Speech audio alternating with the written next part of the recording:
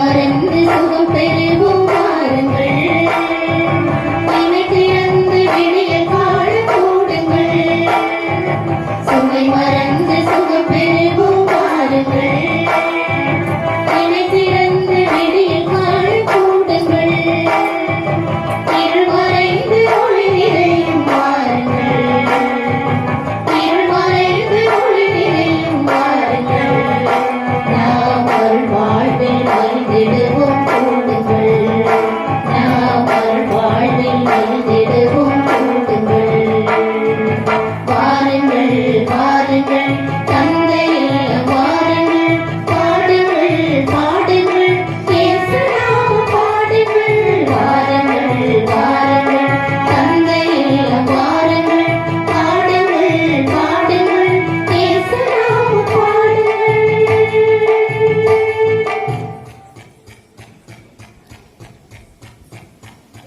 செல்வமிகு சீமான்கள் உன் அருள் தேடி வருவர். கன்னி தோழியரும் புடை சூழ்ந்து மன்னரிடம் வந்துடுவர். மகிழ்ச்சியோடும் அக்களிப்போடும் அவர்கள் அழைத்து வரப்படுவர். தந்தை மகன் தூயாவியார் பெயராலே.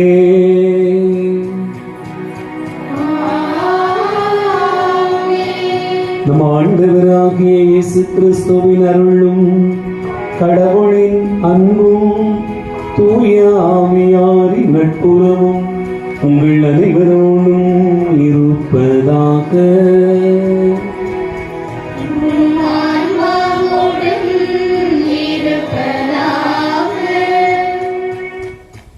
ஆண்டவர் இயேசு கிறிஸ்துவில் அன்பு நிறைந்த சகோதர சகோதரிகளே, அன்னையினுடைய அன்பு நிறைந்த பிள்ளைகளே, உங்கள் அனைவரையும் இம்மாதத்தினுடைய தொடக்க நாளில் முதல் சனிக்கிழமையில் அன்னையினுடைய அருளையும் ஆசிரியரையும் நிரம்ப பெற இப்பலிக்கு அன்போடு வரவேற்கிறேன். இறைவனுடைய பேரன்பை இரக்கத்தை நாம் நிறைவாய் பெறுகிற தருணம் இது. ஆகவே நம்முடைய வேண்டுதல்கள், விண்ணப்பங்கள், எதிர்பார்ப்புகள், கனவுகள், ஆசைகள் எல்லாவற்றையும் கூட இன்று வாசிக்கப்படுகிற இந்த கருத்துக்களோடு இணைத்து ஒப்பு கொடுத்து நாம் ஜெபிப்போம். இத்திருப்பதில் சிறப்பாக மைக்கேல் ஷேன் ஆண்டோ பிறந்த நாள் நந்தி திருப்பலியாக கடவுளுக்கு பிரியமான மகனாக வளரும்படியாகவும் நன்றாக படித்து முன்னேற்றமடையும்படியாகவும் என்னுடைய அம்மா அப்பா தங்கை ஆட்சி நலமோடு வாழும்படியாகவும் ஆசீர்வாதமாக இருக்க நாம் இப்பலியிலே ஜெபிப்போம். மிக்கிலமாள் ஆரோக்கியம் ஒவ்வொருக்கூடிய நன்றி திருப்பலி இந்நாள் வரை குடும்பங்களுக்கு அறிவில் செய்திருக்கூடிய நன்மைகளுக்கு நன்றியாகவும் முடங்கி கிடக்கும் நன்மையான காரியங்கள் அனைத்தும் நிறைவேறும்படியாகவும் தீய சக்தியின் செயல்பாடுகளை இறைவன் அழித்து போடவும் பிள்ளைகள் செய்கின்ற தொழிலில் பாதுகாப்பாக இருந்து வழிநடத்தவும் மூத்த மகளின் வாழ்நாள் இறைவன் ஆசீர்வதிக்கும்படியாகவும் பிள்ளைகள் அனைவரும் ஞானத்திலும் தெய்வபயத்திலும் சிறந்து வளரும்படியாகவும் அனைவருக்கும் உள்ள சுகபலன்களை இறைவன் கொடுத்து ஆசீர்வதித்ததற்கு நன்றியாகவும் பேரக்குழந்தைகள் அனைவரும் கல்வி ஞானத்தில் சிறந்து விளங்கும்படியாகவும் இறைவனுக்கு சாட்சியுள்ள குடும்பங்களாக வாழவும் அன்னை மரியாள் வழியாகவும் ஒரு அந்தோணியர் வழியாகவும் நாம் ஒப்புக் கொடுத்து வேண்டிக் கொள்வோம். பால்வழி ஆசிரியர் குடும்பத்தில் ஒப்புக் கொடுக்கக்கூடிய 17வது ஆண்டு நினைவு திருப்பதை குடும்பத்தில் மனித தனது தாயார் செல்லம்மாள் என்ற மரியமாளக்கூடிய ஆன்மா இறைவனுக்கு இடைப்பாற்றடையும்படியாகவும் தந்தை பிரகாசம், தங்கை தேவி, மகள் சங்கீதா, நேற்று இறைவனடி சேர்ந்த தனது மாமா காசிராமன் மற்றும் யாரும் நேர அம்மாக்களுக்காகவும் நந்தோனியார் மரியனை வழியாக நாம் இப்பலியிலே வேண்டிக் கொள்வோம். மிக்கிலுமாள் சூசையா குடும்பத்தார் ஒப்புக்கூடிய மரித்தோர் நினைவு திருப்பலி குடும்பத்தில் மரித்த அப்பா சூசையா அவர்களுடைய ஆன்மா 1ஆம் ஆண்டு நாளில் அது இறைவனில் நித்திய இடைப்பாற்றடையும்படியாகவும் அருட்தந்தை ஜோசப் அன்னூர், அருட்தந்தை பெர்க்மான் சாகருடைய ஆன்ம இடைப்பாற்றிக்காகவும் குடும்பத்தில் மரித்த அனைத்து ஆன்மாக்களுக்காகவும் யார் நேர ஆன்மாக்களுக்காகவும் நாம் வேண்டுவோம். சகோதரி அமர்வுப்போம் ஒப்புக்கூடிய மரித்தோர் நினைவு திருப்பலி நேற்று முன்தினம் இறைவன் பாதம் சென்ற எனது அத்தை அருள்மேரி அவர்களுடைய ஆசிரியர் அவர்களுடைய ஆன்மா இறைவனுக்கு இடைப்பாற்றடையும்படியாகவும் குறிப்பால் வாடுகிற மகன் குடும்பத்தை ஆசீர்வதிக்கும்படியாகவும் மாமாவும் நோயிலிருந்து விடுபட்டு விடுதலை பெறும்படியாகவும் மற்றும் மூத்தார் உறவினர்கள் குடும்பங்கள் ஆசீர்வதிக்கப்படவும் இப்பலியிலே வேண்டுவோம். அந்தோணிராஜ் செல்சியா மேரி ஒப்புக்கூடிய நன்றி திருப்பலி 1ஆம் ஆண்டு திருமண நாளை இன்று ஆசீர்வதித்து இறைவன் கொடுத்திருக்கிற எல்லா நன்மையான காரியங்களுக்கு நன்றியாகவும் இருவருக்கும் உடல் உள்ள சுகமிருந்து வழிநடத்தவும் செய்யும் தொழிலை ஆசீர்வதிக்கவும் குடும்பத்தில் அமைதி சமாதானம் கிடைக்கவும் அம்மா அப்பா அவர்களுக்கு நல்ல உடல் உள்ள சுகமிருந்து வழிநடத்தும்படியாகவும் இது அந்தோணியார் வழியாக வேண்டுவோம். ஆக்னஸ் ஒவ்வொரு கூடிய 1ஆம் ஆண்டு நினைவு திருப்பதை குடும்பத்தில் மறித்த அண்ணன் அருள் அவர்களுடைய ஆன்மா இறைவனுக்கு இடைப்பாற்றி அடையும்படியாகவும் மறித்த மிக்கேல் அந்தோணி, தியாக அந்தோணியம்மாள், அருள் வியாகப்பன் சௌரியம்மாள் ஆகியோருடைய ஆன்மாக்கள் இறைவனுக்கு இடைப்பாற்றி அடையவும் வேண்டிக் கொள்வோம்.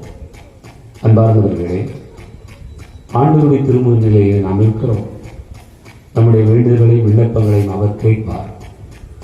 நாம் என்ன நம்பிக்கையோடு வந்திருக்கிறோமோ அது நிச்சயமாக நிறைவேறும். ஆண்டவருடைய அருளை பெறுவதற்கு தடையாக இருப்பது நம்முடைய பாவங்கள், பலவீனங்கள், குற்றங்குறைகள். ஆகவே கழுவப்படுகிற பாத்திரம் போல நம் உள்ளமும் ஆண்டவருக்கு முன்னிலையில் கழுவப்பட வேண்டும். கழுவப்பட்ட பிறகு பாத்திரம் பரிமாறப்படுகிறது.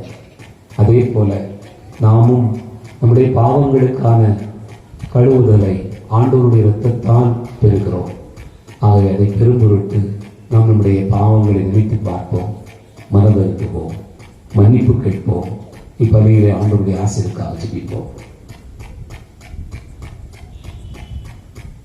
எல்லாம் அல்ல இறைவனிடமும்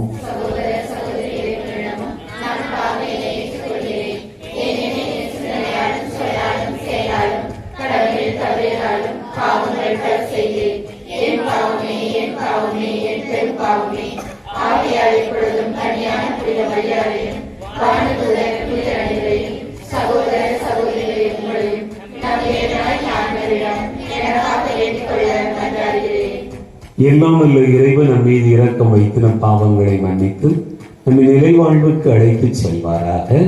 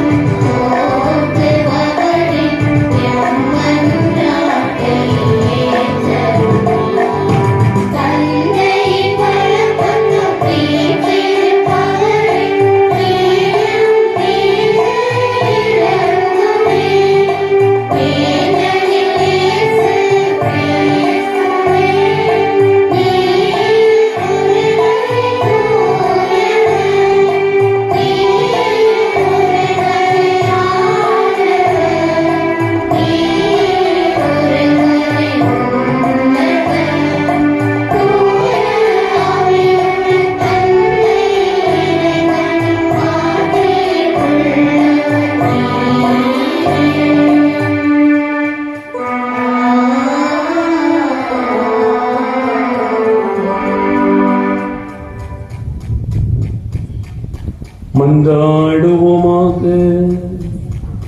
ஆண்டவரே, உமடியார்களின் குற்றங்களை மன்னித்தருள உம்மை வேண்டுகிறோம். எங்கள் செயல்களால் உமக்கு உகந்தவர்களாக இடையலாத நாங்கள் உம் திருமகனாகிய எங்கள் ஆண்டவருடைய தாயின் பரிந்துரையால் மீட்படைவோமாக. உம்மோடு தூயாவியாரின் ஒன்றிப்பில் இறைவனாய் என்றென்றும் வாழ்ந்து ஆட்சி செய்கின்றவர் வழியாக உம்மை மன்றாடுகிறோம்.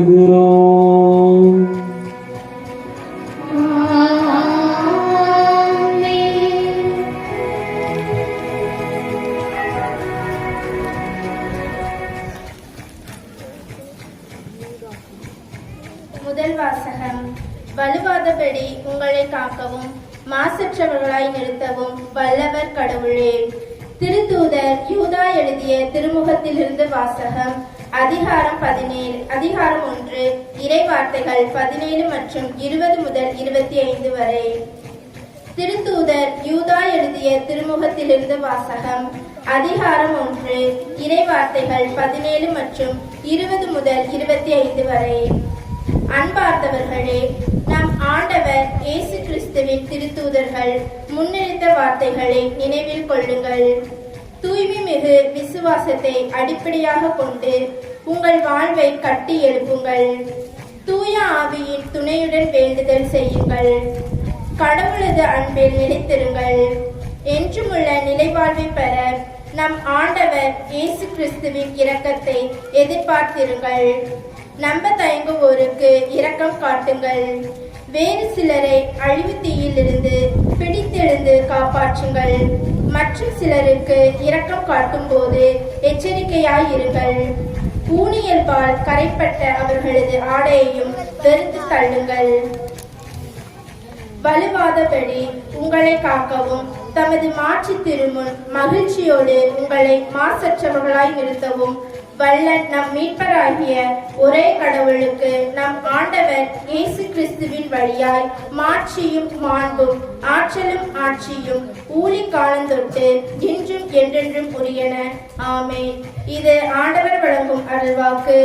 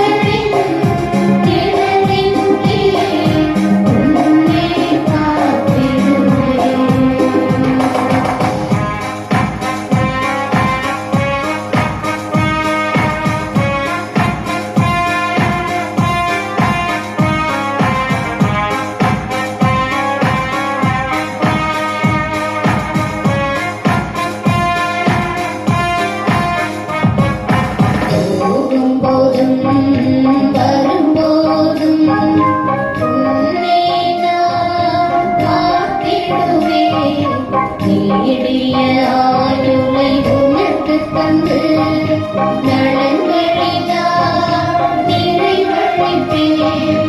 உனக்காக அதை தருவேன், செய்து நான் உனக்கிடுவேன்.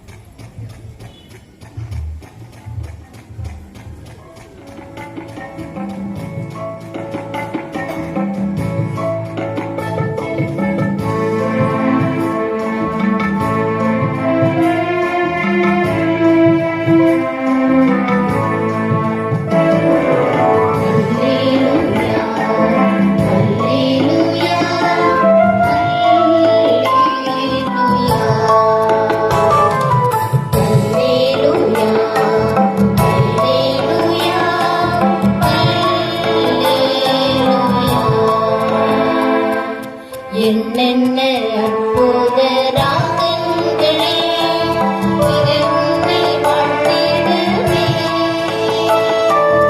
என் மன்னவா உன்னை பாடுவேன், என் உள்ளம் ஏங்குதே.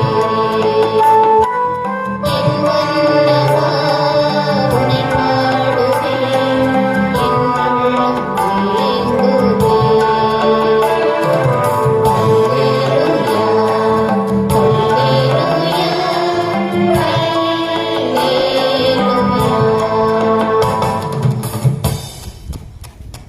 ஆண்டவர் உங்களோடு இருப்பாராக.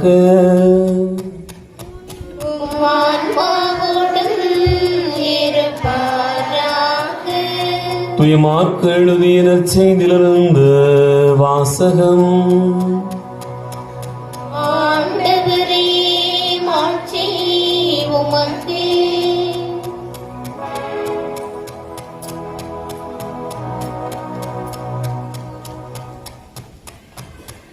மார்க்கு நற்செய்தி அதிகாரம் 11 இறைவார்த்தைகள் 27 முதல் 33 முடிய. மார்க்கு நற்செய்தி 11வது அதிகாரம் இறைவார்த்தைகள் 27 முதல் 33 முடிய. அவர்கள் மீண்டும் எருசலேமுக்கு வந்தார்கள். இயேசு கோவிலில் நடந்து கொண்டிருந்த போது தலைமை குருக்கள், மறைநூல் அறிஞர்கள், மூப்பர்கள் ஆகியோர் அவரிடம் வந்து, எந்த அதிகாரத்தால் நீர் இவற்றை செய்கிறீர்? இவற்றை செய்ய உமக்கு அதிகாரம் கொடுத்தவர் யார் என்று கேட்டனர். இயேசு அவர்களுக்கு மறுமொழியாக, நானும் உங்களிடம் ஒரு கேள்வி கேட்கிறேன், நீங்கள் மறுமொழி கூறுங்கள். அப்போது எந்த அதிகாரத்தால் இவற்றை செய்கிறேன் என நான் உங்களுக்கு சொல்வேன். திருமுழுக்கு அளிக்கும் அதிகாரம் யோவானுக்கு விண்ணகத்திலிருந்து வந்ததா அல்லது மனிதரிடமிருந்து வந்ததா? எனக்கு பதில் சொல்லுங்கள் என்றார். அவர்கள், விண்ணகத்திலிருந்து வந்தது என்போமானால் பின் ஏன் அவரை நம்பவில்லை என கேட்பார். எனவே மனிதரிடமிருந்து வந்தது என்போமா என்று தங்களிடையே பேசிக் கொண்டிருந்தார்கள். ஆனால் மக்கள் அனைவரும் யோவானை ஓர் இறைவாக்கினராக கருதியதால் அவர்களுக்கு அஞ்சினார்கள். எனவே அவர்கள் இயேசுவிடம் எங்களுக்கு தெரியாது என்று பதில் உரைத்தார்கள். இயேசுவும் அவர்களிடம், எந்த அதிகாரத்தால் இவற்றை செய்கிறேன் என்று நானும் உங்களுக்கு கூற மாட்டேன் என்றார்.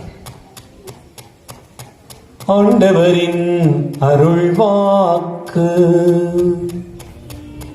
கிறிஸ்துவே உமக்கு புகழ்.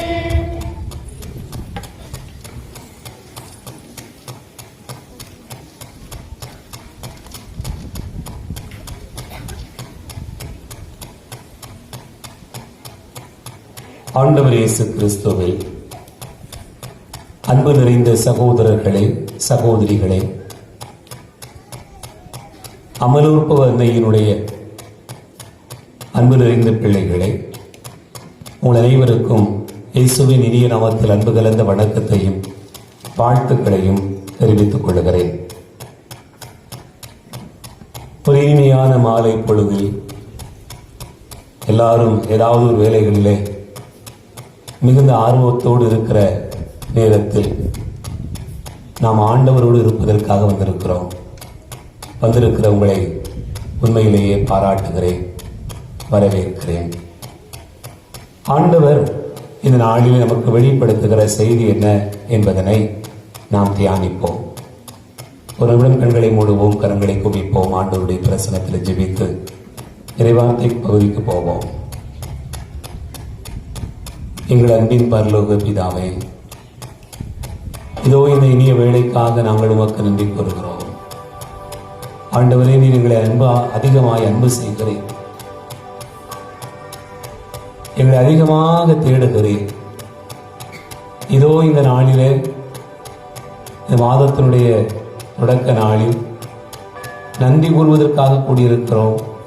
மாதம் முழுக்க உமது ஆசீர்வாதத்திற்காக, உம்முடைய வல்லமையான கரத்திற்காக செபிக்கவும் வந்திருக்கிறோம். எல்லா பிள்ளைகளுடைய உணர்வுகளையும் உள்ளங்களையும் ஒரு பாத்திரம் கொடுக்கிறோம்.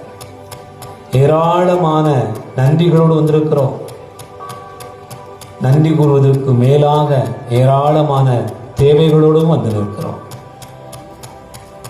இந்த கெபியிலே கேட்டு இந்த அன்னைக்கு முன்பாக நான் மந்தாடி எனக்கு கிடைக்காமல் போனதில்லை என்று சொல்கிற அளவுக்கு என் பிள்ளைகளுடைய வேண்டுதல்களை ஆசீர்வதி. இந்த நாளிலே ஆண்டவருடைய வார்த்தையை கேட்கும் பொருட்டு இயேசுவே, எங்களுடைய உள்ளங்களை நீர் திறப்பீராக. வழிநெடுக அவர் நம்மோடு பேசி இறைவார்த்தை எடுத்து கூறிய போது நம் உள்ளம் பற்றி எறியவில்லையா என்று சீடர்கள் கேட்டுக்கொண்டார்கள். ஒரே ஒரு கருத்து, ஒரே ஒரு செய்தி, ஒரே ஒரு வரி என்னுடைய உள்ளத்தை தொட்டால் கூட, ஆண்டவரே, அது உம்முடைய தொடுதல் தான், உமது வல்லமையானதான். ஒரு சின்ன ஜெபம் இந்த வேளையில், இந்த பலியிலே என்னை ஒன்றிணைக்கும் என்று சொன்னால் அது போதும்.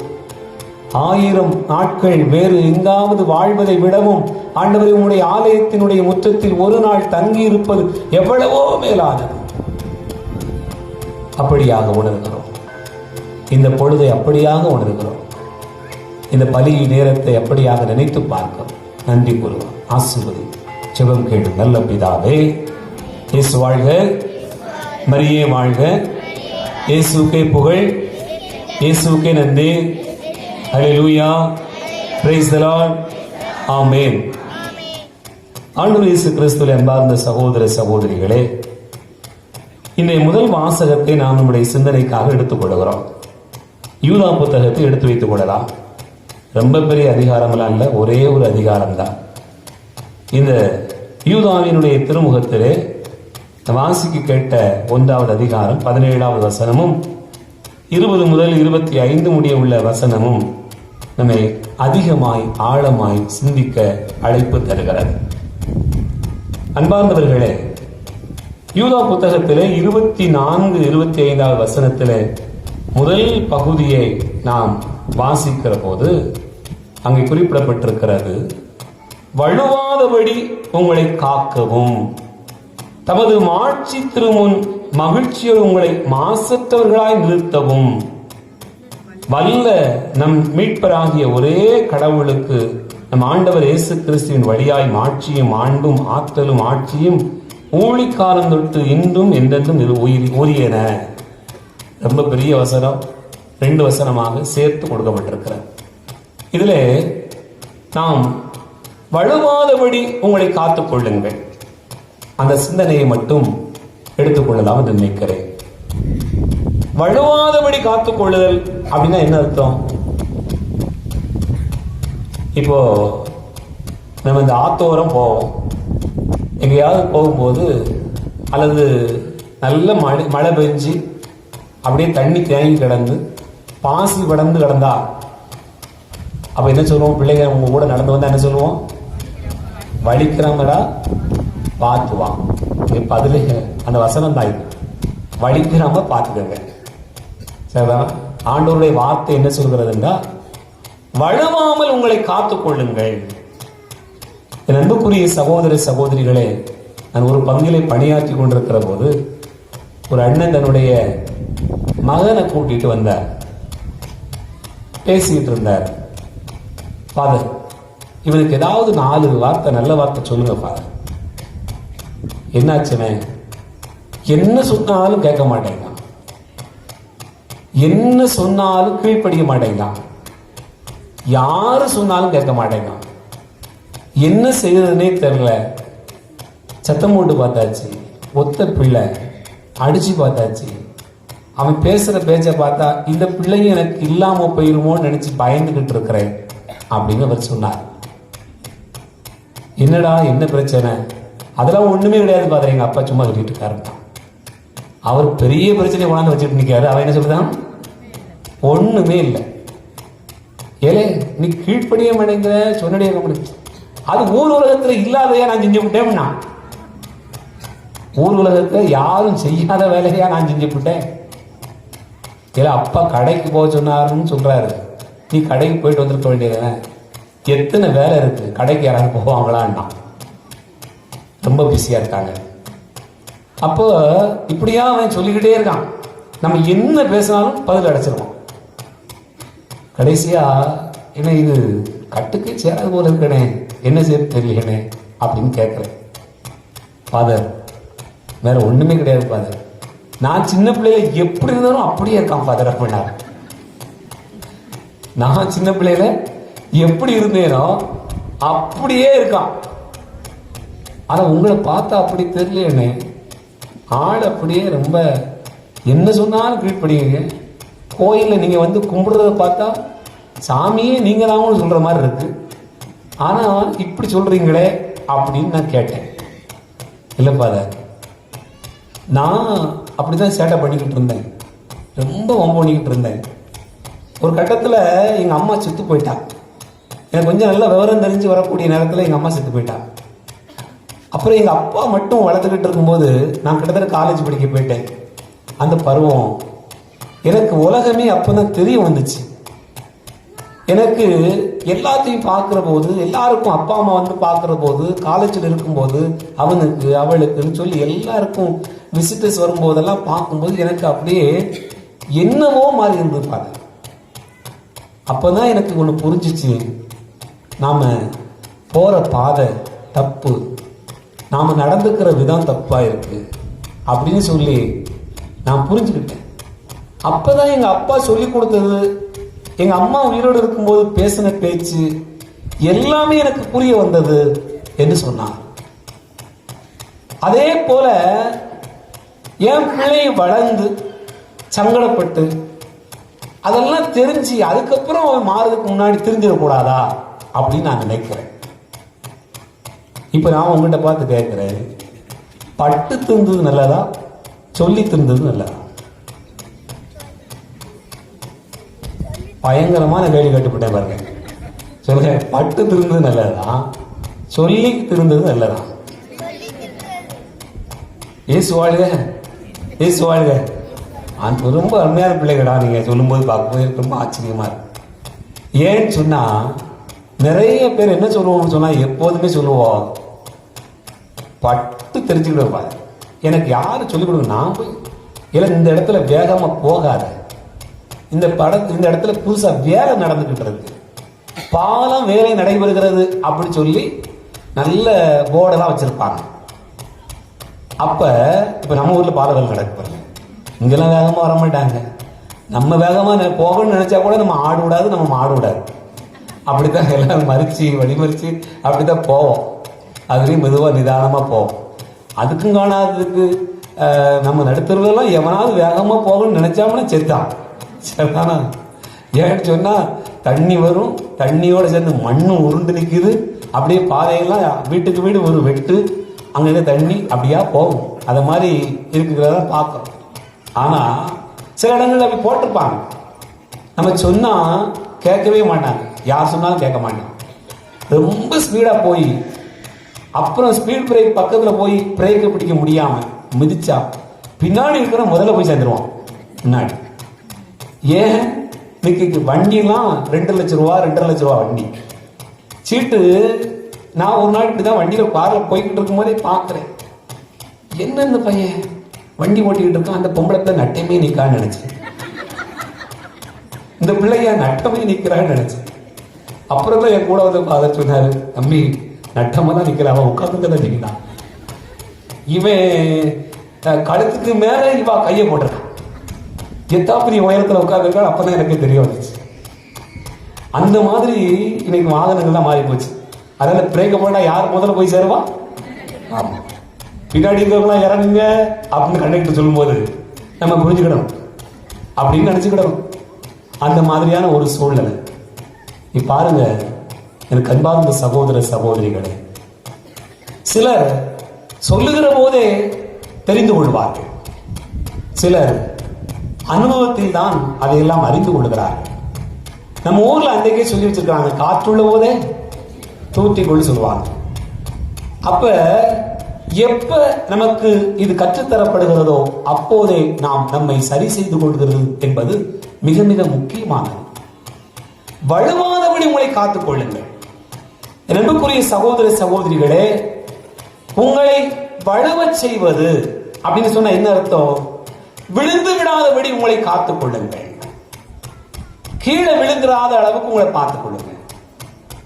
பல நேரங்களில் நான் அனுபவித்து ஆழ்ந்து அறிந்து அதன் பிறகுதான் தெரிந்து கொள்வேன் அப்படிங்கிறதுலாம் இல்ல. நிறைய பேர் எழுதி வச்சிருக்காங்க. விவிலியம் முழுக்க முழுக்க எழுதி வைக்கப்பட்டிருக்கிறது. ஒவ்வொரு வசனமுமே உயிர் உள்ளவை, ஒவ்வொரு வசனமுமே ஆற்றல் மிக்கவை தான். எந்த வசனத்திற்கும் சோட கிடையாது.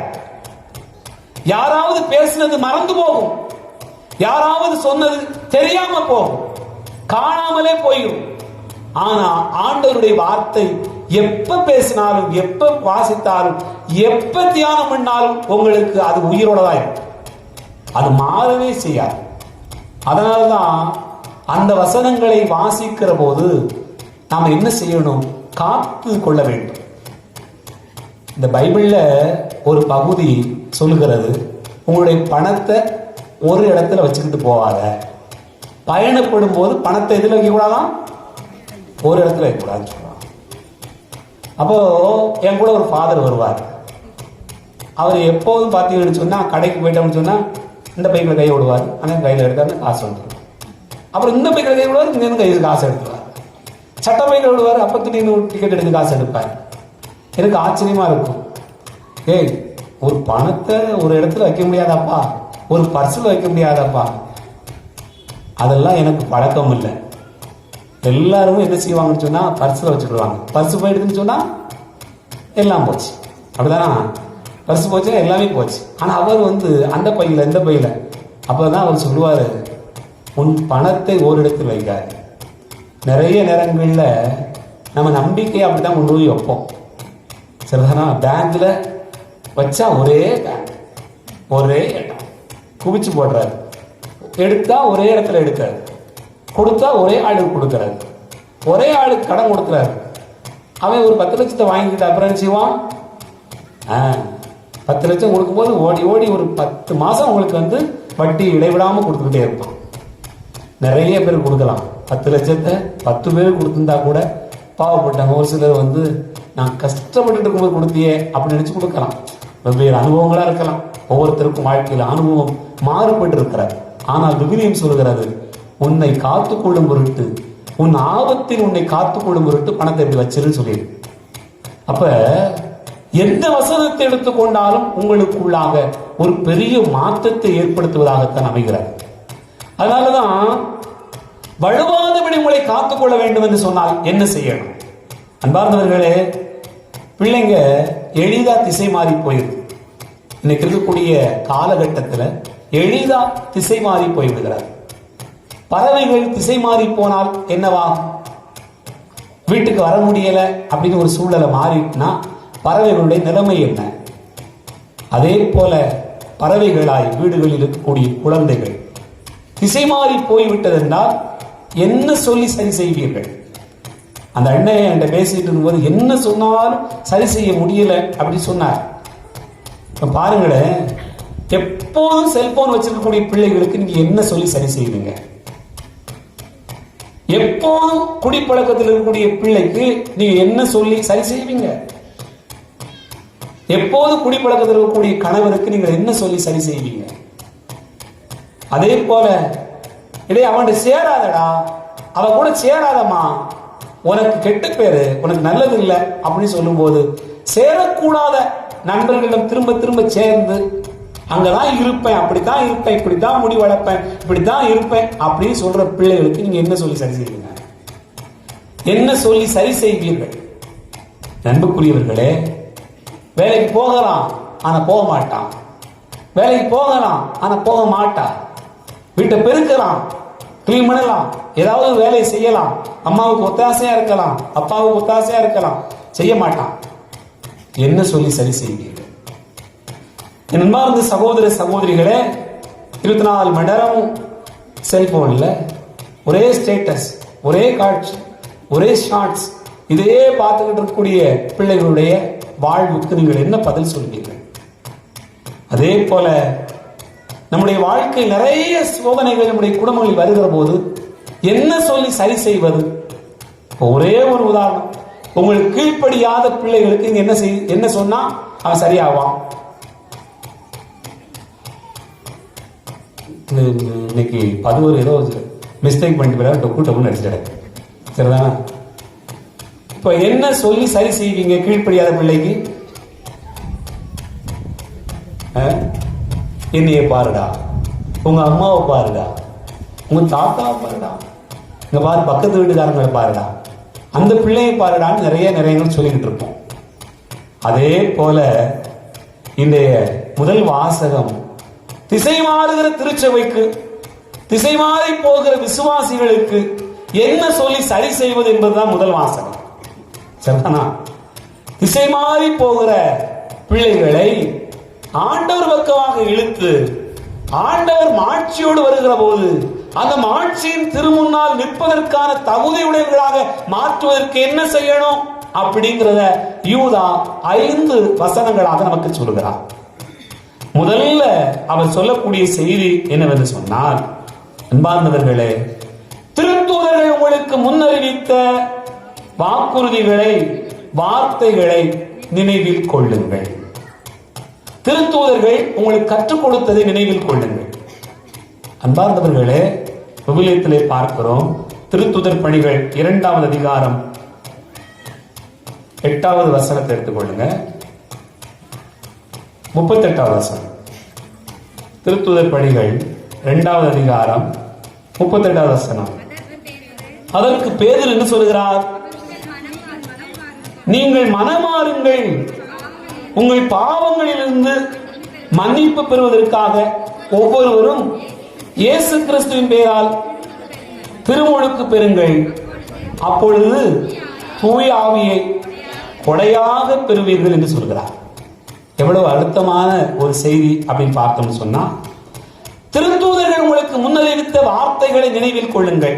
அவர் சொல்றாரு, ஒவ்வொரு நாளும் மனமாறிக்கிட்டே இருக்கு, ஒவ்வொரு நாளும் ஆண்டவத்தை நீ மன்னிப்பு கேட்டுட்டே இருக்கு. ஏன்னு சொன்னா, நம்முடைய பலகீனம் அப்படிப்பட்டது, நம்முடைய பாவங்கள் அப்படிப்பட்டது. சேர்த்து வச்சுக்கிட்டே இருந்தா ஒரே நேரத்தில் படிக்க முடியுமா? கட்டாயமா முடியாது. சில பிள்ளைங்க சொல்லுவாங்க, நான் கடைசி நேரத்தில் பார்த்துக்கிடுவேன், இந்த பாடத்தை அப்புறம் பார்த்துக்கிடுவேன், நாளைக்கு பார்த்துக்கிடுவேன். சேர்த்து சேர்த்து வச்சா நாளைக்கு குமிஞ்சிரும். எதை படிக்க, எதை விட, எதை எடுக்க எதுவுமே தெரியாது. பாவத்தினுடைய தன்மையும் அப்படித்தான். அவ்வப்போது நீங்கள் கழுவி தூய்மையாகவில்லை என்று சொன்னால், உங்களை தூய்மையானவர்களாக மாற்றிக்கொள்ளவில்லை என்று சொன்னால் அதனுடைய அளவு கூடிக்கிட்டே இருக்கும். என்ன சொல்லும்னு சொன்னா மனசு, இதெல்லாம் ஒன்றும் பெருசு இல்லை, இதெல்லாம் ஒன்றும் பெருசு இல்லை, பிறகு பார்த்துக்கிடலாம், நாளைக்கு பார்த்துக்கலாம், அப்படியே சொல்லி சொல்லி உங்களுடைய மனசாட்சியே மழுங்கி போய் விடுகிறது. அந்த தன்மை கூடி உயர்ந்து நிற்கிற போது நாம் என்னவாக மாறி விடுகிறோம் என்று சொன்னால், பாவத்தை சுமந்து நிற்கிற சாத்தானினுடைய ஒட்டுமொத்த உருவமாக மாறி நிற்கிறோம். ஆகவே என் அன்பு பிள்ளைகளே, கடவுள் திரும்ப நிலையில் நீங்கள் உங்களை நிறுத்தும் பொருட்டு, உங்களை காத்துக் கொள்ளும் பொருட்டு, நீங்கள் வழித்து விடாமல் இருப்பதற்காக நீங்கள் என்ன செய்ய வேண்டும் என்று சொன்னால், திருத்தூதர்கள் உங்களுக்கு கற்பித்தவற்றை நினைவில் கொள்ளுங்கள். அவர்கள் சொல்லுகிறார்கள், மனம் மாறுவதற்காக மன்னிப்பு கேட்டு நில்லுங்கள், அப்போது நீங்கள் தூய ஆவியை பெற்றுக்கொண்ட பிள்ளைகளாக இருப்பீர்கள் என்று விவிலியம் சொல்கிறார். திருத்தூதர் பணிகள் 3வது அதிகாரம் 19வது வசனத்தை வாசிங்க. 19வது வசனம், உங்கள் பாவங்கள் போக்கப்படும் பொருட்டு மனமாறி ஆண்டவரிடம் திரும்புங்கள். அப்ப எல்லா இடத்திலையும் திருத்தூதர்கள் கற்றுக் கொடுப்பது அந்த ஒரு செய்திதான். இரண்டாவதாக, திசைமாறு மக்களாக இருக்கக்கூடியவர்கள் நாம் கடவுளுக்கு முன்னில் நிற்க வெல்வதற்காக என்ன செய்யணுமா? இறைவாக்கு யூதா 1:20 சொல்லுகிறது, தூய்மை மிகு விசுவாசத்தை அடிப்படையாக கொண்டு கட்டி எழுப்புங்கள். தூய்மை மிகு விசுவாசத்தை அடிப்படையாக கொண்டு கட்டி எழுப்புங்கள். அன்பார்ந்தவர்களே, என்ன தூய்மை மிகு விசுவாசம்? உங்க எல்லாருக்கும் விசுவாசம் இருக்கா இல்லையா? யாருக்கெல்லாம் விசுவாசம் இருக்கு? இயேசு வாழ்க. விசுவாசிகளே சொல்லுங்க, இயேசு வாழ்க, மரியே வாழ்க. உங்க எல்லாருக்கும் விசுவாசம் இருக்கு. இப்ப ஒரு தீவிரவாதி இங்க நின்றுட்டு துப்பாக்கி எடுத்து சுட்ட போறேன், ஒழுங்கு மரியாதையா இந்த பக்கம் சாக வேண்டாம், இயேசுக்காக சாக வேண்டாம் நினைக்கிறோம், இந்த பக்கம் வந்துங்கன்னு சொன்னா யாரு ஓடிப்பாரு? பங்குச்சாமியார் உட்பட எல்லாருமே ஓடி போறோம். அப்படி அறகுறைய நம்பிக்கையில தான், அறகுறை விசுவாசத்துல நம்ம இருக்கிறோம். நம்முடைய நம்பிக்கை எல்லாம் மிக குறைவாக இருக்கிறார். அன்பார்ந்தவர்களே, சாகிற இடத்துக்கு கொண்டு போய் நிப்பாட்டாங்க. தானியேல் எடுத்துக்கிடுங்க, அவனுடைய தோழர்களை எடுத்துக்கிடுங்க, யாரை வேண்டுமானாலும் எடுத்துக்கொள்ளுங்க. சிறைக்கு போனார்கள் சீடர்கள், மகிழ்வோடு போனார்கள். ஆச்சரியமாக இருக்கிறார். துன்பத்தை அனுபவித்தார்கள், மகிழ்ந்தார்கள். என் பொருட்டு உங்களை இகழ்ந்து துன்புறுத்துவார்கள், ஆனால் மகிழ்ந்து பேருவகை கொள்ளுங்கள். இயேசுவுக்காக நாங்கள் துன்புறுவதை பெருமையாக கருதினார்கள். இயேசுடைய பெயரை சொல்வதற்காக அடிபட்டதை உண்மையிலேயே பெரும் மகிழ்ச்சியாக கருதினார்கள். விவிலியம் நமக்கு சொல்கிறாரு. அதுதான் விசுவாசம், தூய்மை மிகு விசுவாசம், எந்த கரையும் படாத விசுவாசம். மரியாள் கொண்டிருந்த அந்த விசுவாசத்தை நான் பார்க்கிறேன். பாருங்க, மரியாளுக்கு எத்தனை வகையான துன்பங்கள், எத்தனை வகையான பாடுகள், ஆனாலும் அன்னை மரியாள் தன் விசுவாசத்தில் தூயவளாக நின்று கொண்டாள். ஆகவே அப்படிப்பட்ட விசுவாசிகளை அடிப்படையாக கொண்டு நீங்கள் பயணியுங்கள், அப்போது நீங்கள் வழிக்கு விட மாட்டீர்கள் என்று யூதா நமக்கு கற்றுத் தருகிறார். மூன்றாவதாக, அன்பார்ந்தவர்களே, தூய ஆவியின் துணை கொண்டு வேண்டுதல் செய்யுங்கள். அதே வசனம் நமக்கு சொல்கிறார், 1:20 தான் சொல்கிறது, தூய ஆவியின் துணை கொண்டு நீங்கள் இறைவேண்டல் செய்யுங்கள். சில நேரங்களில் நாம நினைப்போம், நான் ஜெபம் பண்ணிக்கிடுவேன், எனக்கு ஜெபிக்க தெரியும், எனக்கு எல்லாமே சொல்ல தெரியும், நான் நல்லா ஜெபம் பண்ணிடுவேன் அப்படி நம்ம சொல்லலாம். ஆனா முதல்ல நீங்க செய்ய வேண்டியதுன்னு சொன்னா, எந்த ஜெபத்தை சொல்கிற போதும் கூட நீங்கள் ஆவியே வார், தூய ஆவியே வார். ஏன்னு சொன்னா, நீங்க அங்கிட்டும் போக முடியாம இங்கிட்டும் போக முடியாம அவர் பார்த்துக்கிடுவார். ஜெபம் பண்ணும்போது மனசு அலைவாய அவர் விட மாட்டார். ஏன்னு சொன்னா, அவர் அப்படிப்பட்டவர். யாருக்கெல்லாம் மனம் அலைவாய்ந்து கிடக்கிறதோ அவர்களுடைய மனதை ஒருமுகப்படுத்துகிறவர் தான் தூய ஆவியானவர். ஆகவே இறைவேண்டல் செய்ய வேண்டும் என்று விரும்புகிற பிள்ளைகள் நீங்கள் செய்ய வேண்டியது தூய ஆவியானவரை அழைத்துக் கொள்ளுங்கள். அப்போது நீங்கள் ஜெபத்தில் கூட வழிக்கு விட மாட்டீர்கள். அதுதான் இறைவாக்கு நமக்கு சொல்கிற பாடம். நான்காவதாக நமக்கு சொல்லப்பட்டிருக்கிறது, யூதா 1:21 சொல்கிறது, கடவுளுடைய அன்பில் நிலைத்திருங்கள்.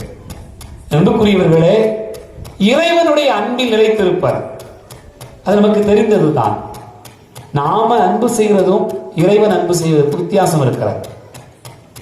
நான் அன்பு செய்தால் நீங்கள் அன்பு செய்வீர்கள், நான் வெறுத்தால் நீங்கள் வெறுப்பீர்கள், நான் கொடுத்தால் நீங்கள் கொடுப்பீர்கள். நான் எவ்வளவு அன்பு செய்கிறேனோ அவ்வளவு அன்பு செய்வீர்கள், நான் எவ்வளவு கொடுக்கிறேனோ அவ்வளவு திருப்பி கொடுப்பீர்கள். ஒருவேளை அதிலிருந்து ஒருபடி மேலாக என் பிள்ளை என்பதற்காக அது கொடுக்கவில்லை என்றாலும் நான் அன்பு செய்வேன், அது எனக்கு திருப்பி தரவில்லை என்று சொன்னாலும் அன்பு செய்வேன்.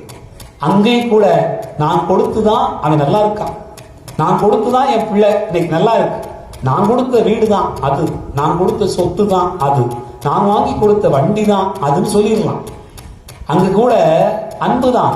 என் பிள்ளை என் சொத்தை திருப்பித்தா, வீட்டை திருப்பித்தா, பணத்தை திருப்பித்தா அப்படிலாம் இல்லை, திருப்பி தரட்டா கூட பரவாயில்ல அப்படின்னு சொல்லி இருக்கலாம். அதுவும் ஒரு வகையான அன்பு தான். ஆனால் ஆண்டவர் என்ன சொல்லுகிறார் என்றால், யூதா வழியாக நமக்கு சொல்லப்பட்டிருக்கிறது, கடவுளுடைய அன்பில் நிலைத்திருங்கள். ஆண்டவருடைய அன்பு எப்படி? எந்த நிலையிலும் அவர் அன்பாகத்தான் இருப்பார். நீ கெடுதல் பண்ணாலும் அன்பாகத்தான் அவர் இருப்பார். நீ தீமை செய்தாலும் செய்யாமல் இருந்தாலும் எப்படி இருந்தாலும் அவர் அன்பாகத்தான் இருக்கிறார். அதனால் கடவுள் அன்பாய் இருக்கிறார், அன்பில் நிலைத்திருக்கிறார். எதுவும் அவரை பிரிக்க முடியாது. ஏதாவது ஒரு சூழ்நிலை, ஏதாவது ஒரு காயம், ஏதாவது ஒரு பாவம், ஏதாவது ஒரு சூழ்நிலை வருகிற போது அந்த அன்பில் ஏதாவது பிளவுபட்டிருக்குமா? நீ பாருங்க, நமக்கே தெரியும். ஒரு பாவம் செஞ்சிட்டோம், ஒரு தப்பு செஞ்சிட்டோம், உடனே போய் என்ன செய்யறோம்? ஆண்டவர்கிட்ட தான் போய் நிற்கிறோம், அவர்கிட்ட தான் போய் மன்னிப்பு கேட்கிறோம். அந்த இடத்தில் நமக்கு தரப்படுவது என்ன? மற்றவங்க மன்னிக்க மாட்டாங்க, ஏத்துக்கிட மாட்டாங்க, மன்னிச்சிருவாங்க, மனசுகளை வச்சுக்கிட்டே இருப்பாங்க. ஆனா கடவுள் அப்படி அல்ல. அன்பில் நிலைத்திருந்தார் நல்லோர் மீதும் தீயோர் மீதும் மழை பொழிய செய்கிறார். சரிதானா? அதுதான் இறைவனுடைய அன்பு. அப்படி நிலைத்திருந்தால் நீங்கள் என்னவா மாற மாட்டீங்க, வழிக்கு விழாமல் இருப்போம் என்று ஆண்டவர் சொல்கிறார். அடுத்ததாக 5வது சிந்தனையாக நாம் பார்க்கிறோம். அதே வசனம் சொல்கிறது, நிலைவாழ்வை பெற இயேசுவின் இரக்கத்தை எதிர்பார்த்திருங்கள். என் அன்புக்குரிய சகோதர சகோதரிகளே, நாம் வழிக்கு விழாமல் இருக்க வேண்டும் என்று சொன்னால் இறைவனுடைய இரக்கத்தை எதிர்பார்த்திருக்கணும், இயேசுவினுடைய இரக்கத்தை எதிர்பார்த்திருக்கணும். 10 கன்னியர்கள், 5 பேர் முன்மதியுடையவர்களாக இருந்தார்கள், 5 பேர் அறிவிலிகளாக இருந்தார்கள். முன்மதியுடையவர்கள் வழிக்கு விழாமல் பார்த்து கொண்டார்கள், இந்த 5 பேரோ வழிக்கு விழுந்தார்கள். காரணம் என்னவென்று சொன்னால், ஆண்டவருடைய இரக்கம் நமக்கு கிடைக்கும் என்பதிலே அவர்களுக்கு அவ்வளவு தூரம் நம்பிக்கை இல்லை. அதுதான் காரணம். அன்புக்குரிய சகோதர சகோதரிகளே, இயேசுனுடைய சிலுவையின் சாவின் போது வலப்புறம் அறையப்பட்ட கள்வன் சொல்லிக் கொண்டான். ஆண்டவருடைய இரக்கத்திற்காக அந்த நேரத்தில் அவ்வளவு பெரிய பாவம் செய்து பாவத்திற்காக தண்டனை பெற்றிருந்த அந்த சீடன் கூட, அந்த மனிதன் கூட, அந்த சாவின் நேரத்தில் கூட அவன் தன்னுடைய வாழ்க்கையில ஆண்டவருடைய இரக்கத்தை பெற்றுக் கொண்டான் என்று பார்க்கிறோம். அப்படி என்று சொன்னால், அன்பு பிள்ளைகளே, நாம் விழுந்து விடாதபடி, வழுக்கி விழுந்து விடாதபடி நம்மை காத்துக்கொள்ள வேண்டும். மாட்சிமிகு ஆண்டவருடைய திருமுனையில் நிற்கிற தகுதியுடையவர்களாக நம்மை மாற்றிக்கொள்ள வேண்டும் என்பது இறைவாக்கு நமக்கு கற்றுத்தருகிற பாடம். ஒரு நிமிடம் முழங்கால் படியிடுவோம், முழங்கால் படியிடுவோம். அன்னையினுடைய பாதத்திலே நம்முடைய வேண்டுதல்களை எல்லாவற்றையும் நினைவில் கொண்டுவோம். கண்களை மூடிக்கொள்வோம். நீங்கள் என்னவெல்லாம் நினைச்சிருக்கிறீங்களோ, என்னவெல்லாம் எதிர்பார்க்கிறீங்களோ, அதை எல்லாத்தையும் மனத்துக்குள் கொண்டு வாங்க.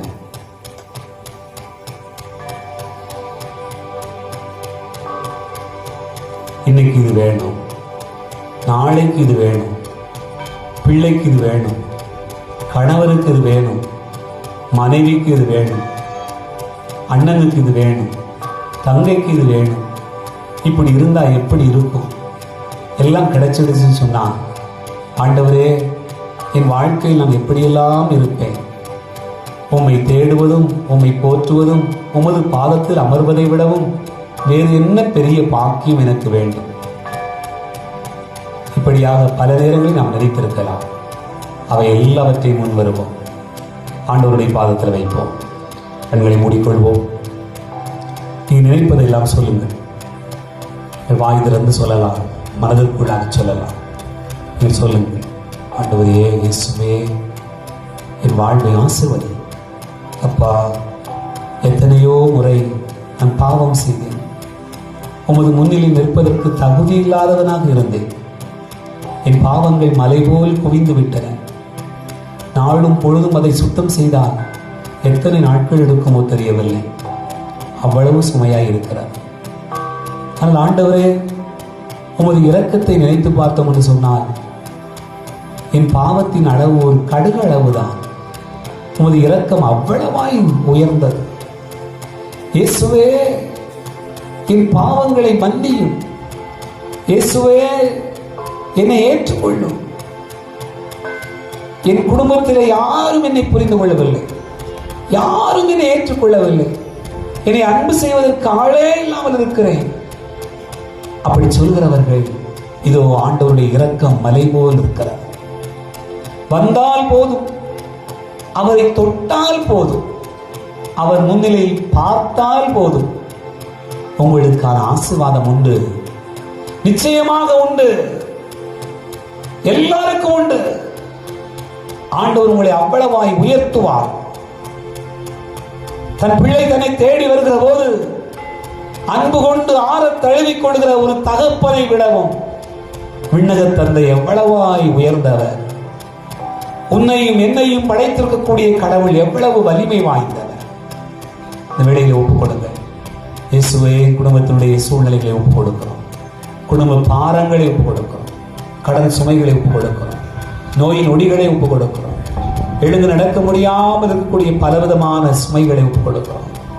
ஆண்டவரே, இன்றைக்கு இந்த பிரச்சனை தீர்ந்துவிடும் நினைக்கிற போது, இந்த வழக்கு இன்றைக்கு முடிந்துவிடும் என்று நினைக்கிற போது, இன்றைக்கு நான் போன காரியம் நல்லபடியாக நடந்துவிடும் என்று நினைக்கிற போது பின்னடைவு ஏற்படுகிறது.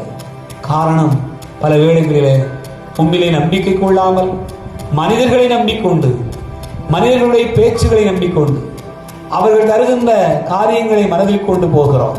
ஆனால் ஆண்டவரே, இந்த நாளிலிருந்து நாங்கள் முடிவெடுக்கிறோம். உம்மால் அன்றி எதுவுமே இல்லை. உம்மால் கூடும், எல்லாம் கூடும். ஆண்டவரே இயேசுவே, எங்களை ஆசீர்வதி. எல்லா பிள்ளைகளையும் ஆசீர்வதி. கண்ணீரோடு ஜெபிக்கிற வேண்டுகிற எல்லாருடைய தேவைகளையும் சந்தி. குடும்பத்திலே அவர்கள் மேற்கொள்ளுகிற காரியங்கள் அனைத்தும் நிறைவேறுவதாக. வெளிநாடுகளில் வெளியூர்களில் வேலை செய்கிற பிள்ளைகளை ஆசீர்வதி. பிள்ளைகளுக்காய் சுமை சுமக்கிற குடும்பங்களை ஆசீர்வதி. வாழ்க்கையின் எத்தனையோ தேவைகளோடு நிற்கிற பிள்ளைகளை ஆசீர்வதி.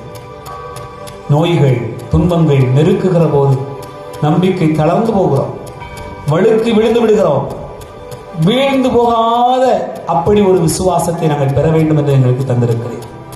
ஆண்டவரே, திருத்தூதர்கள் கற்பித்தவற்றில், ஆண்டவர் தருகிற அன்பில், தூய ஆவியானவருடைய துணையில், மகன் தருகிற இரக்கத்தில் நாங்கள் நம்பிக்கை கொண்டு பயணிக்கிற போது நிச்சயமான ஆசீர்வாதம் உண்டு. இந்த வெளியில ஒப்புக் கொடுக்கிறோம்.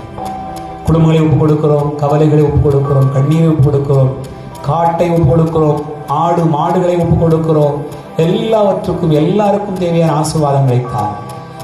நாங்கள் உம்மை விட்டு விலகுவோம், உம்மை கைவிடுவோம், உம்மோடு கூட இருப்போம். ஆண்டவர் எங்களுக்கு பெரியவர், மற்ற மனிதர்கள் அல்ல. ஆண்டவர் என்னிடத்திலே செயலாற்றுவார். நம்பிக்கை கொண்டு ஜெபிக்கிறோம். இயேசுவே, நிச்சயமான ஆசீர்வாதம் உம்மால் உண்டு, உம்மால் உண்டு. நீ தருவீர். ஆண்டவரை, யாரிடம் போவோம், எங்கு போவோம், யார் எங்களுக்கு ஆறுதல் தருவார், யார் எங்களுக்கு நன்மையானதை தருவார் என்றெல்லாம் நாங்கள் பல வேளைகளில் தவித்து கிடக்கிறோம். ஆனால் ஆறுதல் தரும் வார்த்தைகள் உம்மிடம் தானே இருக்கின்றன. இதோ பேதுரு கண்ட அதே நம்பிக்கையை நாங்கள் அறிக்கையிடுவோம். ஆசீர்வதியும், வழி நடத்தும், பலப்படுத்தும். எல்லா பிள்ளைகளுடைய உள்ளத்து உணர்வுகளை கொடுக்கும். மகள் பேசவில்லை, மகன் பேசவில்லை, ஒருத்தருக்கு ஒருத்தர் பேசாமல் இருக்கிறார்கள். குடும்பங்களிலே கீழ்ப்படியாமல் இருக்கிறார்கள். தாய் தந்தை சொல்லை கேட்காமல் இருக்கிறார்கள். ஆண்டவரே, இவ்வளவு நேரம் உம்மை தேடி வந்தது பிறகு, உம்முடைய ஆலயம் தேடி வந்து உம்முடையிலே ஒன்றித்த பிறகு, உமது வார்த்தைகளை நாளும் பொழுதும் கேட்ட பிறகு கூட குடும்பங்களிலே அமைதி இல்லாமல் இருக்கிற சூழ்நிலைகளை மாற்றும். உம்மால் முடியும், உம்மால் முடியும். நீரே வந்து வழி நடத்தும், ஆசீர்வதி, பலப்படுத்தும். இந்த மாதத்தினுடைய தொடக்கத்தை ஆசீர்வதித்திருக்கிறேன். அதே போல இந்த மாதம் முழுக்க ஒரு வல்லமையான கரங்களை ஆட்கொள்வதாக, வழி நடத்துவதாக உம்மை நோக்கி ஜெபிக்கிறோம். ஜெபம் கேளும் நல்ல பிதாவே. இயேசு வாழ்க, மரியே வாழ்க. இயேசுக்கே புகழ், இயேசுக்கே நன்றி. அமர்வோம், காணிப்பார்.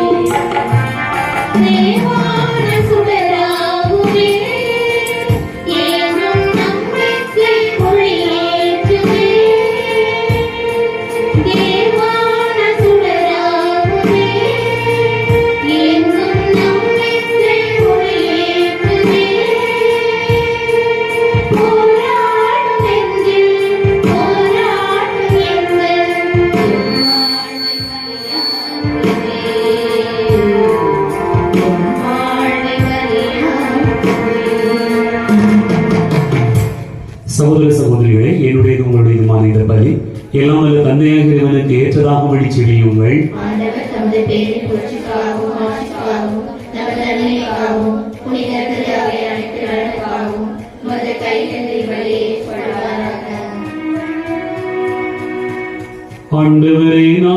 வாக்கு தரும் காணிக்கைகளை ஏற்றருளும்.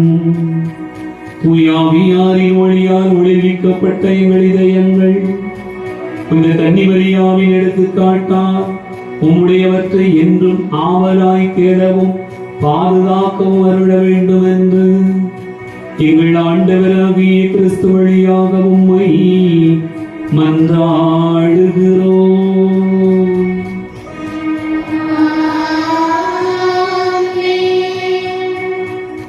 ஆண்டவர் உங்களோடு இருப்பாராக.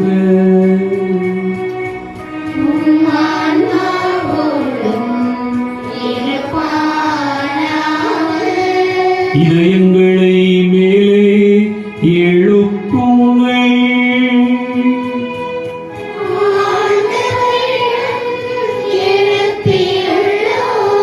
நம் இறைவனாகிய ஆண்டவருக்கு நன்றி கூறுவோம்.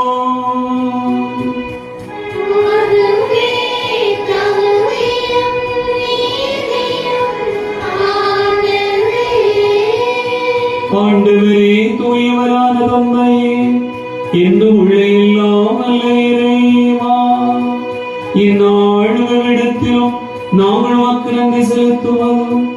எப்பொழுதும் கன்னியான மரியாவின் வழக்க நாளில் நாங்கள் உம்மை போற்றி புகழ்ந்து மாட்சி எடுத்துவதும் மெய்யாகவே தகுதி நீரையுமாகும்.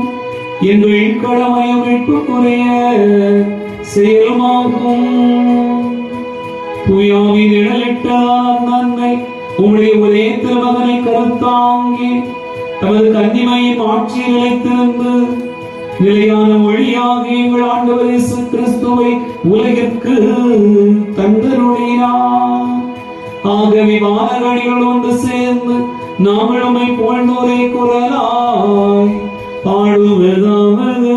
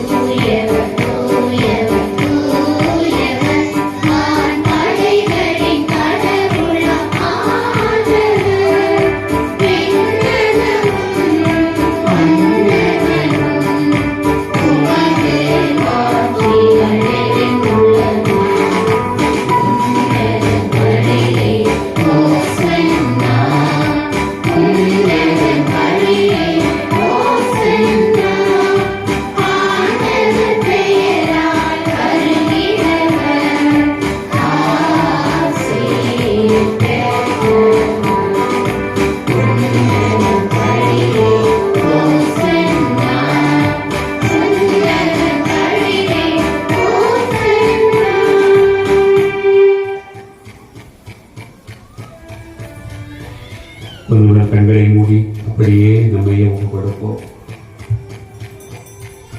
இது சாதாரண அப்பமும் ரசமும் இயேசுவினுடைய உடலாகவும் இரத்தமாகவும் மாறுகிறது. நமக்கான மருந்தாய் விருந்தாய் ஆண்டவர் வருகிறார். ஆகவே இந்த வேளையில் உள்ளத்திலே செபிக்கிற போது வேண்டிக் கொண்டோமே அந்த கருத்துக்களை எல்லாம் ஒப்புக் கொடுப்போம். முதன்மையாக நாம் விரும்புகிற ஒரு கருத்தை கண்களுக்கு முன்பாக ஆண்டவருடைய இந்த அப்பரச காணிக்கையோடு ஒப்புக் கொடுப்போம். இரண்டாவதாக நாம் நினைக்கக்கூடிய ஒரு கருத்தை ஆண்டவருடைய இந்த அப்பரச காணிக்கையோடு ஒப்புக் கொடுப்போம். மூன்றாவது ஒரு காரியத்தை ஆண்டவர் மக்களை நிறைவேற்றி தர வேண்டும் என்கிற காரியத்தை ஒப்புக் கொடுப்போம். ஆண்டவரே, மெய்யாகவே தூயவர், தூய்மை அனைத்துக்கும் ஊற்று. ஆகவே ஆவியை பொழிந்து இக்காணிக்கைகளை தூய்மைப்படுத்த வேண்டும். இவ்வாறு எங்கள் ஆண்டவர் இயேசு கிறிஸ்துவின் உடலாகவும் இரத்தமாகவும் எங்களுக்கு இவை மார்பனமாக. அவர் பாடுபட உடம்பறிந்து நம்மை கையளித்த போது அப்பத்தை எடுத்து நெரிசலுக்கு இடைப்பட்டு தம் சீடர்களுக்கு அழைத்தவர் கூறியதாக, அனைவரும் இதிலிருந்து பெற்று உண்ணுங்கள், ஏனெனில் உங்களுக்காக கையளிக்கப்படும் என் உடல்.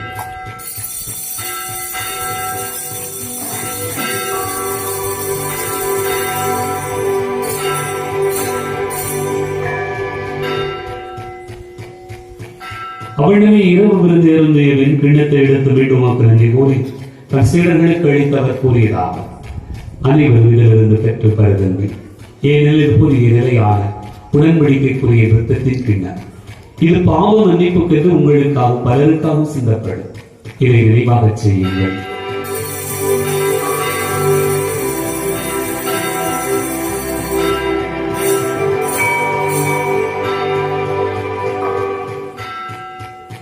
நம்பிக்கையின் மறை பொருள்.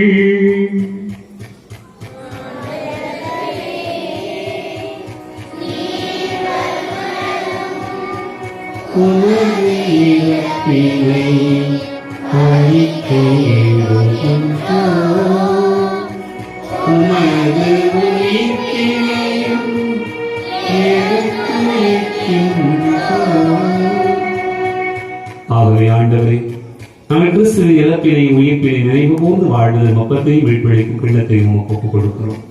திருமண ஊழியம் புரிய தகுந்தவர்களை எங்களை ஏற்றுக்கொண்டு எனவே மக்கள் செலுத்துகின்றோம். மேலும் கிறிஸ்துவின் உடலில் வைத்த திரும்ப கொள்ளும் எங்களை தூய் ஆவியார் ஒன்று சேர்க்க வேண்டும் என்பதை தாழ்மையுடன் நன்றாடுகிறோம். ஆண்டவரே, உலகெங்கும் பரவி இருக்கும் ஒரு திரு அவையை நினைவு கூர்ந்தவர்கள் எங்கள் திருத்தந்தை பிரான்சிஸ், எங்கள் ஆயிரம் தோணிசாமி, எல்லா திருநிலையினர் அனைவரோடும் ஒரு திரு அவை அன்பில் நிறைவு பெறச் செய்தார்கள். ஆண்டவரை பயிரை வேண்டுகிற எல்லா பிள்ளைகளையும் அவருடைய வேண்டுதல்களை விண்ணப்பங்களை நீரே கண்ணோக்குகிறார். உயிர்த்தெழும் எதிர்நோக்கோடு துயில் கொள்கிற எங்கள் சகோதர சகோதரிகளை இறந்தோர் அனைவரையும் இறக்கத்துடன் மிகவும் ஒரு திருமுக வழியில் உழைத்தவர்கள். எங்கள் அனைவர் மீதும் இறக்கமாயிரும். கடவுளின் கன்னித்தாயார் மரியா, அவருடைய கணவரான யோசேப்பு போன்ற திருத்தூதர்கள் இவ்வுலகில் ஒருவராக இருந்தோராகிய புனிதர் அனைவரும் நான் நிலைவாழ்வில் பங்கு கொள்ள தகுதி பெற்று உம் திருமகன் இயேசு கிறிஸ்து வழியாக உம்மை புகழ்ந்தேத்து மறுமருள்ள உம்மை மன்றாடுகிறோம்.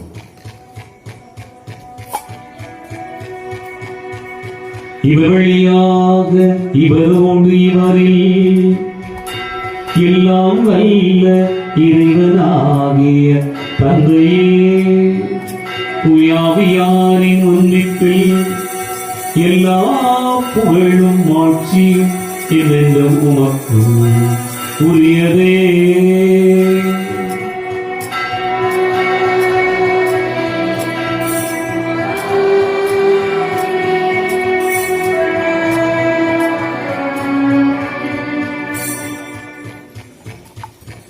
ஆண்டவர் இயேசு கிறிஸ்து கற்றுக் கொடுத்தவாறு விண்ணக தந்தை நோக்கி ஜெபிப்போம்.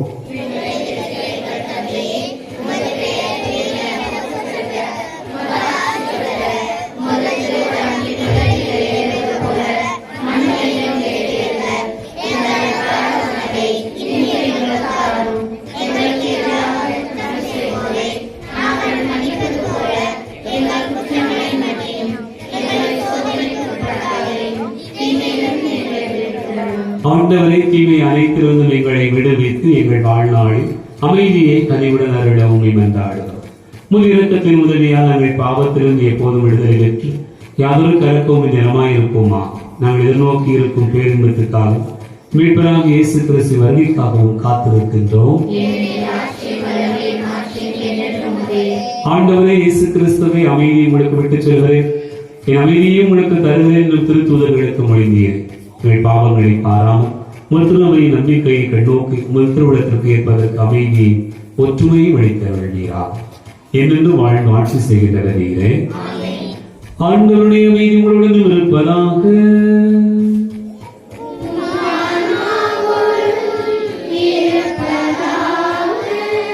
ஒருவருக்கொருவர் அமைதியை பகிர்ந்து கொள்வோம்.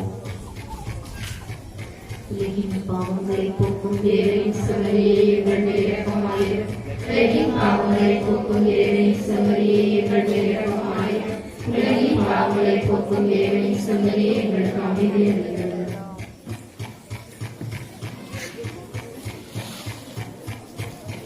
இதோ இறைவனின் செம்மறி, இதோ உலகின் பாவங்களை எல்லாம் போக்குகிறார். செம்மறியின் விருந்துக்கு அழைக்க பெற்றோர் பேறு பெற்றோர்.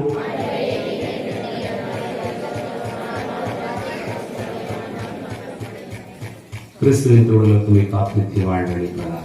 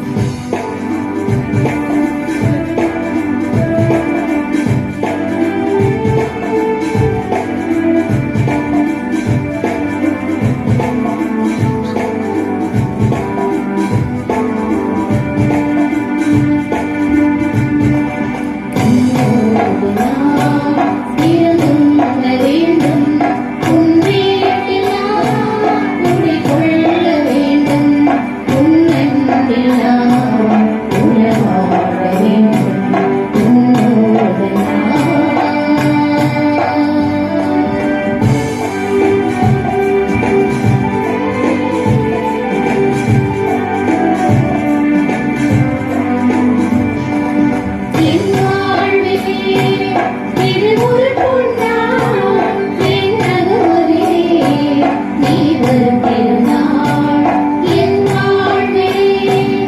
இது ஒரு பொன்னாள் என் நகரிலே நீ வரும் திருநாள். உன் அன்புக்காய் அழைக்கையும் இழப்பேன். உன் அன்புக்காய் அழைக்கையும் இழப்பேன். மன்னவன் உனக்காய் என்னை கொடுப்பேன்.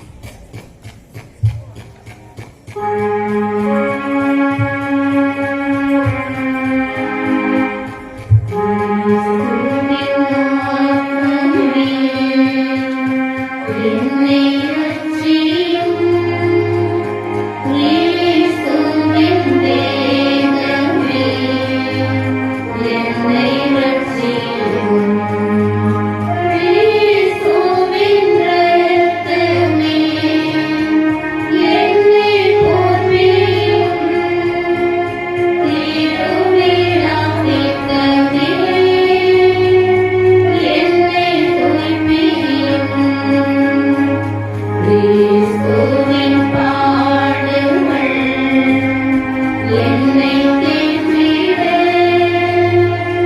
அருள் நீரை இயேசுவே என்னை தேற்றிடும் அரிய காரியங்களுள் என்னை வைத்திடும் தீரெந்திடா வண்ணமா என்றும் கட்டிடும் ஒரு சத்ருவின் என்னை காத்திடும்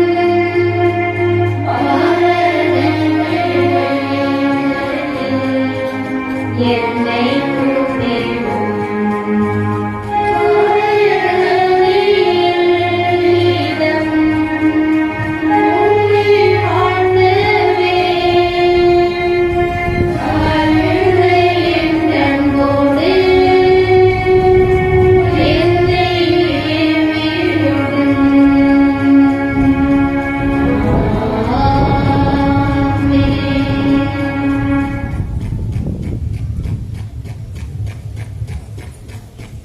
கிறிஸ்துவின் அன்பார்ந்தவர்களே, உங்கள் அனைவருக்கும் அன்பு கலந்த வணக்கத்தையும் வாழ்த்துக்களையும் தெரிவித்துக் கொள்கிறேன்.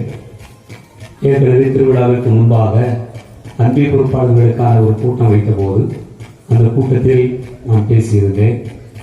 அதாவது உங்களுடைய அன்பை பொறுப்பாளர்களிடம் ஒரு பேப்பர் கொடுக்கப்பட்டு ஒவ்வொரு அன்பியத்திலும் எத்தனை குடும்பங்கள் இருக்கிறார்கள் என்பதை குறித்த இன்னொரு தெளிவான விவரம் எடுக்க வேண்டும் என்பதை குறித்து சொன்னேன். ஆகவே அன்பிய பொறுப்பாளர்கள் வருகின்ற வாரத்தில் அந்த பேப்பர் கொடுக்கப்பட்டு உங்களை சந்தித்து உங்களுடைய குடும்ப அட்டை எண்ணையும் உங்களுடைய குடும்ப முகவரியும் அவர்கள் குறித்து வருவார்கள். அப்படி வருகிற போது நீங்கள் உங்களுடைய குடும்ப அட்டையை காண்பித்து அவர்களுக்கு உதவி செய்ய அன்போடு கேட்டுக்கொள்கிறேன். விரைவில் நம்முடைய ஆயர் அவர்களுடைய பங்கு விசாரணை இருக்கும். ஆகவே நம்முடைய ஆயர் அவர்கள் பங்குக்கு வருகை தந்து பங்கில் பணிகள் உங்கள் எல்லாரையும் சந்திக்க இருக்கிறார்கள். ஆகவே அதற்கு முன்பாக இந்த பணிகளை நாம் செய்ய வேண்டும். பங்கு விசாரணை என்பது ஒவ்வொரு 5 ஆண்டுக்கு ஒரு முறை ஆயர் அவர்கள் கட்டாயம் செய்ய வேண்டிய பணிகள் ஒன்று. அந்த நேரத்தில் உறுதி பூசல் கொடுக்கப்பட வேண்டியவர்கள் பெறுவார்கள். ஆகவே நமது பகுதியிலும் ஒரு 5-6 செட்டுக்கு மேலாக உறுதி பூசல் பெறாமல் இருக்கிறார்கள். அவர்களுக்கு உறுதி பூசல் வழங்கப்படுகிற தயாரிப்பும் இந்த நாட்டில் நடைபெறும். அதற்கு முன்பாக இது எடுக்க வேண்டும். அதற்கு முன்பாக ஒவ்வொரு அன்பியுமாக குடும்பமாக நீங்கள் ஒவ்வொரு அன்பியும் சேர்ந்து போட்டோ எடுத்துக்கொள்ள வேண்டும். அதற்கான பணிகளும் எந்த நாளில் எப்போது செய்யப்படும் என்பதை குறித்து உங்களுக்கு நான் சொல்லுவேன். அப்படி அழைப்பு கொடுக்கிற போது அன்பிய பொறுப்பாளர்கள் உங்களுடைய அன்பிய குடும்பங்களெல்லாம் கூட்டி வந்து மொத்தமாக உங்களுடைய ஆலயத்தினுடைய பீடத்தின் முன்பாக நின்று போட்டோ எடுத்துக்கொள்ள வேண்டும். அதற்கும் உங்களுடைய ஒத்துழைப்பு தர வேண்டியிருக்கிறார். அதுபோக மற்ற பணிகள் எப்படி செய்யப்பட வேண்டும் என்பதை குறித்து நான் உங்களுக்கு வருகிற நாட்களில் சொல்லுவேன். நீங்கள் ஒத்துழைப்பு தந்து இந்த நிகழ்வுகள் சிறப்பாக அமைய ஒத்துழைப்பு தர அன்போடு மீண்டுமாய் கேட்டுக்கொள்கிறேன். அன்பாளர்களே, இந்த நாட்களில் நம்மோடு நம்முடைய ஆலயத்தின் இசை வீட்டில் தம்பி ஜெரோம் சேசுவை குழுவாக பிடிப்பதற்காக செல்கிறார். கோயிலில் வந்து பாட்டு போடுறது, மியூசிக் போடுறதுக்கு ஆள் இல்லை. இப்போ ஒரு 10-15 பேர் கை சேர்த்துட்டு இருக்கிறாங்க. அதனால தான் சேசுமா டீச்சர் ஆண்டது எனக்கு வேறு போட்டு பார்த்துக்கிறாங்க. அதுபோல் நிறைய பேர் தயார் பண்ணிக்கிட்டு இருக்கிறாங்க. பெரியவங்களாம் தயார் பண்ணி ரெடியாக இருக்கிறாங்க. அதனால் அடுத்த ஆள் ரெடி ஆகிட்டு இருக்காங்க. தம்பி ஜெரோம் அதே போல் வசந்தவங்களெல்லாம் மறை மாவட்டத்துக்கு நீங்கள் வாங்கன்னு சொல்லி கையகாலில் விடாதவரே கேட்டாச்சு. சரிதானா? அவங்க வந்து நாங்கள் போனால் அங்கே தான் போவோம்னு சொல்லி போகிறாங்க. அதனால் யாரும் மறை மாவட்டத்துக்கு நீங்கள் வர வேண்டாம் அப்படின்னு சொன்னது கிடையாது, எடுக்காமல் இருந்ததும் கிடையாது. எல்லோரையும் எடுக்கிறார்கள், எல்லோரும் வர வேண்டும் என்று சொல்கிறார்கள். அதை பலமுறை நான் வந்த பிறகு கூட வலியுறுத்தி சொல்லியிருக்கிறேன். சிலவங்க தெரியுமா இல்லையா? அவன் படிக்கிற நேரத்துலேருந்து 10ஆம் கிளாஸ் படிக்கிற நேரத்துலேருந்து சொல்லியிருந்தார் வந்துடணும். கேம்பெல்லாம் நல்லா போய் அட்டன் பண்ணிட்டு வந்து வேறு பக்கம் ஆள் இந்த மெயின் வேறு கடையில் போய் அடைஞ்சிருந்த மாதிரி. அதனால் சேசுவை போய் சேர்ந்தான். எங்கிருந்தாலும் ஆண்டவருடைய பணியை செய்வான் அப்படிங்கிற ஒரு நம்பிக்கை இருக்கிறது. நம்பியை உண்மையை பாராட்டுவேன். அதனால் கடந்த 4 ஆண்டுகளாக நான் அறிவேன் வாழ்த்துவேன். அவருடைய பணி, அவருடைய படிப்பு மிக சிறப்பாக இருக்க வேண்டும் என்பதற்காக நான் தொடர்ந்து ஜெபிப்போம். அதே போல் நிறைய பேர் குறுக்களாக வர வேண்டும், துறவிகளாக செல்ல வேண்டும், அருட்சிகளாக செல்ல வேண்டும். படிக்கிற பிள்ளைகள் அந்த ஆர்வம் இயல்பிலேயே அது உருவாக வேண்டும். அப்படி உருவாக வேண்டும் என்பதற்காக உங்களை வாழ்த்துகிறேன். அன்பார்ந்தவர்களே, நாளை வழக்கம் போல ஞாயிற்றுக்கிழமை திருப்பதியான காலை 10 மணிக்கு நடைபெறும். நாளை திருவிழா பெருவிழா. இந்த பொதுக்காலத்துக்கு வரக்கூடிய விழாக்களில் அதுவும் முக்கியமான விழா. போன வாரம் மூவர் கடவுளுடைய திருவிழாவை கொண்டாடி இருக்கிறோம். தூயாவியருடைய திருவிழாவை கொண்டாடி இருக்கிறோம். இயேசுடைய விண்ணேற்பை கொண்டாடி இருக்கிறோம். இப்போது நாளை தினம் இயேசுடைய திருவிழா பெருவிழா. அனைவரும் கலந்து கொண்டு இறையாசிரியர் உங்கள் அனைவரை அன்போடு அழைக்கிறேன். எழுந்து நிற்போம், ஆண்டவருக்கு நன்றி கூறுவோம்.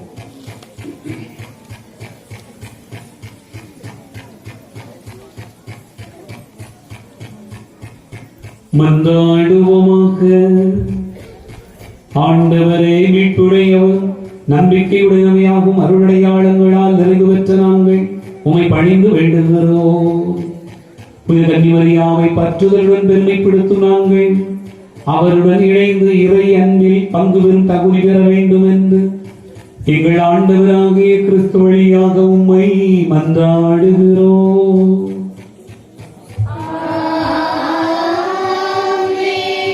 ஆண்டவர் உங்களோடு இருப்பாராக.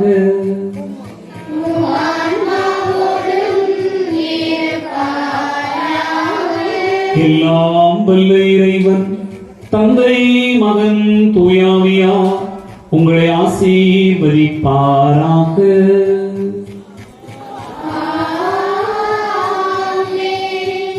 சென்று வாழுவோம். திருப்பதி நிறைவேறிற்று.